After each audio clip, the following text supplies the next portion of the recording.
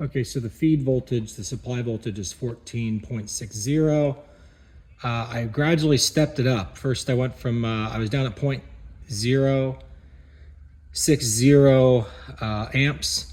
I stepped it up to 80, then I stepped it up to 90, then I stepped it up to 1. All that time, the top cell of voltage, the top voltage cell in the battery, was still staying below 3.650. It was like 3.647 and bouncing around there between 47 and 49. So what I noticed was, see that top number, that's like the real voltage of the system. You can think of that like air pressure to a tire. And if you're not making any headway, then you're not inflating your tire. So while we're feeding it the 14.60 volts, it keeps toggling between the 9495, 9495, 9495. And it was in the 94s more often than the 95s. And when I turned down the voltage, originally it was like up at 9.5 or 9.6. So I went backwards, obviously, because I kind of let the system chill out. But I didn't shut it off. That's a real key I want to emphasize. That's just my own personal belief, is you don't want to shut it off and kill the circuit. And you want to keep the ants marching, which are the electrons, and everything moving, the ions, everything moving in flow. Because everything has like a momentum to it, proven by Faraday and Lathwaite. Eric Lathwaite proved it with heat. Faraday proved it with electricity and currents, that there's momentum to all this stuff. So you don't want to just end, you don't want to go into a panic. You want to slow things down, if anything, but not panic. Okay, so with all that said, and I probably panicked too much by taking it to where the system voltage dropped as much as it did when it was up as high as it was, but I just didn't want the BMS to interfere and shut everything off either, you know? So anyway, with all that said, because the BMS, it shuts off the whole system if the top voltage cell exceeds a certain number, which I was told it was 3.650, but it's not, because we got up to 3.660 and the system was still accepting energy. Okay, so that's critical. Certain little facts like this are important because these are the things we all need to know. So I have yet to figure out where the BMS actually shuts it off. I'm going to talk to the guys at voltgo here once they respond, and I'll put that in a question. I don't know why this isn't focusing. So with all that said, now we're at 110, and for the milliamps.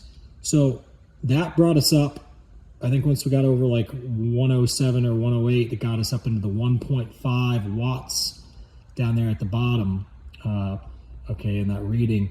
And so with all that said, I feel like this is kind of a good spot to be, because before, when we were over voltaging the top cell, we were flowing 1.6 down there in the bottom category. Now we're only flowing 1.5. So, and before, when I was at like 100 even and 105, it was only flowing 1.4.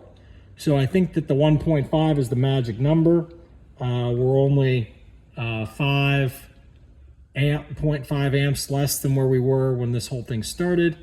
And, well, not the whole thing started, but when we walked away from the battery this last time, we came back, we saw, it's overcharging the top voltage cell. It's up to 3.660. We need to chill that out. So we brought the amperage down, and now we brought the amperage back up to 110, 0.10.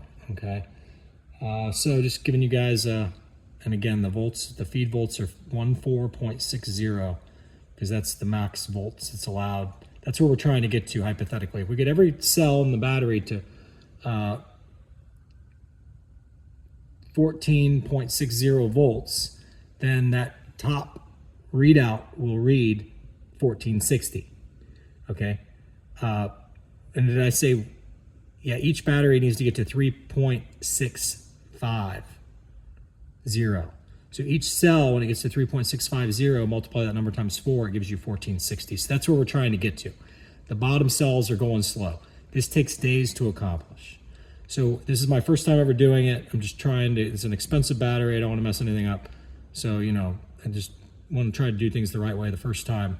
And so I'm devoting a whole lot of attention to this and making these videos so that anybody else messing with this understands where the dial-in point is if you're using this equipment, and what's going on. At least for me, anyway. The ambient temperature inside the battery is like 69 degrees. It's winter time, cold outside, but this is a floor heated garage that we're in right now.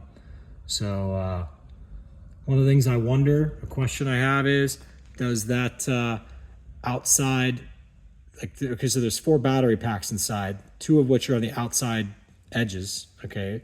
The 2 are on the inside. The 2 on the inside are coincidentally the ones that are accepting charge the fastest. The ones on the outside are the ones accepting charge the slowest. So it leads me to believe that the warmth probably is a variable that has something to do with this. And that leads me to also ask the question of, I wonder if it would have been, and granted, even if it was warmer out, or I had this in a warmer situation, warmer environment, the inside 2 are still going to be the hottest of the 4. You see what I'm saying? So you're still going to run into the same issue. So what we're doing is we're taking the time to try to get the outside ones up to snuff.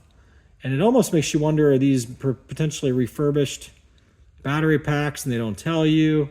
Who knows? Because I just think it's coincidental that... anyway, I don't know. We're doing it the right way. We'll wait to hear back from voltgo to see what they say. If voltgo says, hey, by the way, you know, we need you to keep doing this for 3 days. Yeah, sure, no problem. And but I at least started the conversation with voltgo to let them know that the battery was not balanced upon delivery. So that's pretty important that you guys understand that if you don't do this, the battery will self-destruct right away. Like very quickly, your investment goes down the drain. So, all right, I'll let you guys go. See ya.